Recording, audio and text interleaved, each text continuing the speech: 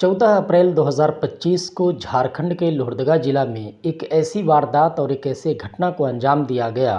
जो वारदात न सिर्फ झारखंड बल्कि देश के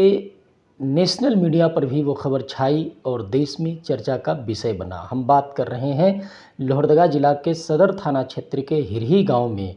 14 अप्रैल 2025 को एक सौतेली मां की हत्या उसके बेटे ने कर दी। मतलब जो बेटा जिसने हत्या की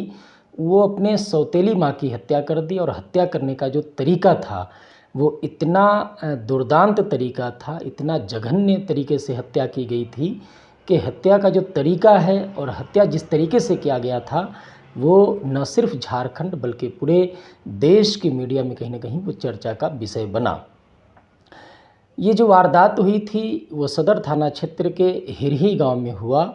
और जिस घर में इस वारदात को अंजाम दिया गया था वो था कय्यूम रुमानी, जो कि नागपुरी गायक हैं। कय्यूम रुमानी नागपुरी गायक हैं और झारखंड में इनकी एक अपनी पहचान है।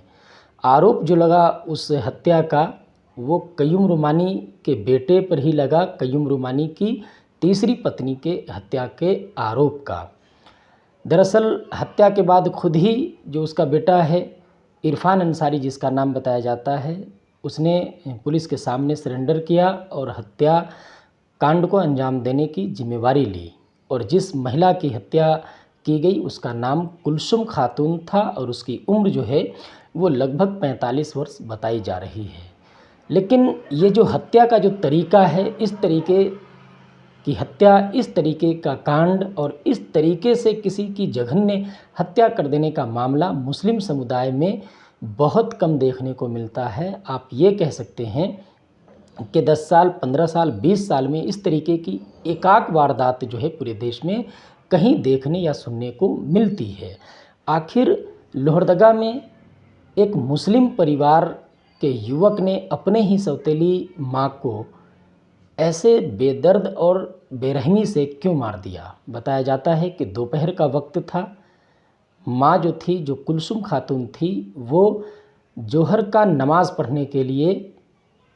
मुसल्ले पे वो खड़ी हुई थी और उसी दौरान पहले से घात लगा करके बैठा हुआ था। क्योंकि बताया ये भी जाता है कि जिस दिन इस हत्याकांड को अंजाम दिया गया उस दिन कुलसुम खातून के अलावा जो कय्यूम रुमानी की जो तीसरी पत्नी हैं उसके अलावा उस घर में और कोई लोग नहीं थे। बाकी के जो लोग हैं वो कहीं बाहर गए थे, ऐसा कुछ लोगों का कहना है और गांव के लोगों का भी कहना है। और क्योंकि वो अकेली थी घर में, इसीलिए सोची समझी रणनीति और साजिश के तहत जो इरफान अंसारी है उसने उसी वक्त और उसी दिन को चुना हत्या करने के लिए अपनी सौतेली माँ कुलसुम खातून का। कुलसुम खातून जो है वो जैसे ही जोहर का नमाज़ पढ़ने के लिए मुसल्ला पे खड़ी हुई और पीछे से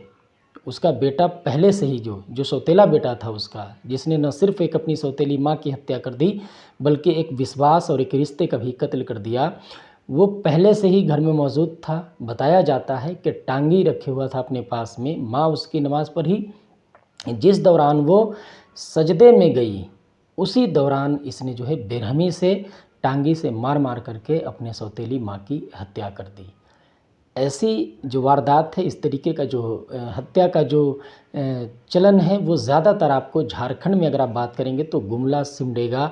इन ज़िलों में इस तरीके की वारदात सुनने को मिलती है। वो भी जो है मुस्लिम समुदाय से नहीं, दूसरे समुदाय में इस तरीके का मिलता है। लेकिन आखिर मुस्लिम समुदाय के एक परिवार में जो है इस तरीके का वारदात कैसे अंजाम दिया गया, गांव के लोग बताते हैं, जो लोग करीब से जानते हैं वो लोग बताते हैं कि कहीं ना कहीं जो है वो इरफान अंसारी और उसकी सौतेली माँ, इन दोनों का पुराना विवाद चल रहा था। पहले भी 1-2 बार जो है इरफान अंसारी ने अपनी माँ जो है कुलसुम खातून, उसके साथ वो झगड़ा लड़ाई किया था और उसका हाथ भी टूटा था उसकी माँ की उस दौरान। लेकिन बावजूद इसके जो है उस युवक इरफान अंसारी पर आखिर क्यों नहीं सख्ती की गई, क्यों नहीं उसको जो है उसी वक्त जो है सज़ा दिलाया गया, या उसी वक्त जो है उस पर क्यों नहीं कार्रवाई की गई, ये भी एक बड़ा सवाल उठता है। हालांकि पुलिस ने तत्परता दिखाते हुए जो हत्या में जो शामिल था इरफान अंसारी, उसको पुलिस ने गिरफ्तार कर लिया है और उसको जेल भेज दिया है। बावजूद इसके अभी भी जो है वो हिरही की घटना पूरे झारखंड में, और आप यूँ कह लें कि पूरे देश में कहीं न कहीं लोग इस घटना के बारे में सोच रहे हैं, चर्चा कर रहे हैं, और ये भी बात निकल के आ रही है कि आखिर ऐसा क्या विवाद था कि एक सौतेली माँ को उसके ही सौतेले बेटे ने इतने जघन्य तरीके से हत्या कर दी, वो भी उस हालत में जब वो नमाज़ पढ़ रही थी। जब वो नमाज़ पढ़ रही थी बेचारी, उस वक्त उसकी हत्या कर दी गई। कयूम रुमानी की ये तीसरी पत्नी थी, ये भी बताया जाता है। इससे पहले भी कयूम रुमानी ने जो है वो 2 शादी और की थी, और ये उनकी जो है तीसरी पत्नी थी। इस पत्नी से जो उसके कयूम रुमानी का जो बेटा है इरफान अंसारी, उसका विवाद चल रहा था, पुराना विवाद था। माँ और बेटे का अगर कोई विवाद चल रहा था तो उसे परिवार में बैठ कर के सुलह क्यों नहीं कराया गया, और इस प्रकार से जघन्य अपराध को अंजाम दे दिया गया। ये एक बड़ा कहीं न कहीं विचलित सा प्रश्न भी है, न सिर्फ मुस्लिम समुदाय के लिए बल्कि एक सभ्य समाज के लिए। ऐसी घटनाओं को जस्टिफाई नहीं किया जाना चाहिए, क्योंकि इस तरीके की वारदात का आप कह लें कि किसी भी समाज में कोई स्थान होना ही नहीं चाहिए, और ऐसी घटना में शामिल लोगों का समर्थन भी नहीं करना चाहिए। ऐसे जो लोग हैं, चलिए ठीक है, पारिवारिक विवाद आपका किसी भी मामले को लेकर के था,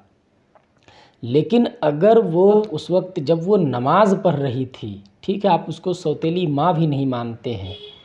माँ अगर मानते तो अलग बात था, लेकिन अगर आप उसको माँ भी अपनी नहीं मानते हैं, सौतेली माँ भी नहीं मानते हैं, बावजूद उसके अगर वो नमाज़ पढ़ रही थी, उस सूरत में अगर आपने उसकी हत्या की है, तो फिर आपका नीयत समझ में आता है कि आपका नीयत इस हत्या के पीछे जो है क्या था। तो पुलिस इस मामले में कार्रवाई करेगी, और पुलिस कार्रवाई कर भी रही है। तो जो न्याय का जो प्रक्रिया है, वो तो बेचारी चली गई दुनिया से, उसकी तो हत्या हो गई, लेकिन उसको न्याय तो खैर मिलेगा, क्योंकि यही हमारे भारत के संविधान और देश के कानून की खूबसूरती यही है कि यहाँ जो है मुजरिम को सज़ा ज़रूर होती है। लेकिन ये बड़ा प्रश्न है कहीं न कहीं समाज पर कि आखिर इस तरीके की वारदात होना ये क्या बताता है, भविष्य के में जो लोग हैं वो किस तरफ जाने वाले हैं।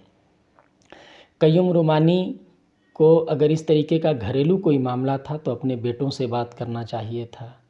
या फिर ऐसा जो अकेले जिस तरीके से वो घर में रह गई, ऐसा भी सिचुएशन नहीं बनने देना चाहिए था अगर पहले से भनक था तो। और अगर पहले से इस घटना या इन लोगों के बीच के विवाद की जानकारी नहीं थी, या इतना जघन्य घटना को अंजाम उसके बेटा के द्वारा दिया जा सकता है, इस बात की भी अगर जानकारी नहीं थी, तब तो उसको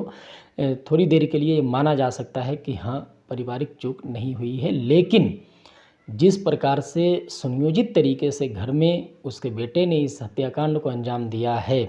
और जिस तरीके से लोग बताते हैं कि पुराना विवाद भी उसकी सौतेली माँ के साथ में उसका रहा है, तो ये कहीं न कहीं जो उसका बेटा जिसने ये इस हत्याकांड को अंजाम दिया, वो पहले से तय करके रखा था कि इसको किसी न किसी दिन जो है इसकी हत्या करनी है। ऐसे मामलों पर जो है किसी भी प्रकार की लीपापोती या ऐसे घटने में शामिल लोगों को, या जो दोषी है उसको बचाने की भी कोशिश नहीं होनी चाहिए, क्योंकि अगर आप ऐसे कांड में शामिल, ऐसे मामलों में शामिल लोगों को अगर आप बचाने की कोशिश भी करते हैं, तो देश की अदालत तो यहाँ तो आप पकड़े ही जाएंगे, ऊपर जो परमात्मा की जो अदालत होती है वहाँ भी कहीं न कहीं आप पकड़े जाएंगे। इस घटना पे चर्चा करना इसलिए ज़रूरी था क्योंकि मुस्लिम समुदाय में ऐसे जघन्य हत्याकांड की खबर या चर्चा आप पहले नहीं सुनते रहे होंगे, लेकिन ये चिंता का विषय है कि अब जो है मुस्लिम समुदाय में इस तरीके से भी लोग जो है कहीं न कहीं हत्याकांड को अंजाम देने लगे हैं। इस पर रोक लगनी चाहिए। घर में वो माहौल होना बहुत ज़रूरी है कि लोगों के अंदर जो है कानून के साथ साथ दीन और दुनिया का भी डर बने। ये खबर लगातार सोशल मीडिया पर चर्चा का विषय बना हुआ था। इसीलिए आज का ये हमारा इस घटना पर विश्लेषण है।